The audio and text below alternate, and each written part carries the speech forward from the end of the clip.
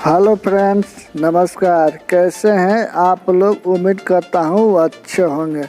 तो फ्रेंड्स, आज हम इस वीडियो में बात करने वाले हैं अरविंद अकेला कल्लू जी के बारे में। जी हाँ फ्रेंड्स, अरविंद अकेला कल्लू जी और शिल्पी राज का आज एक बहुत बेहतरीन song world wide Bhojpuri YouTube channel पर रिलीज हुआ है। जी हाँ पे बहुत बेहतरीन सॉन्ग है, जिस सॉन्ग का नाम है उठलाली डिलीट ना करब। जी हाँ फ्रेंड्स, उठलाली डिलीट ना करब बहुत बेहतरीन सॉन्ग है और इसमें एक्ट्रेस है श्वेता मेहरा। जी हाँ पे बहुत गजब का एक्ट्रेस है, बहुत बेहतरीन है।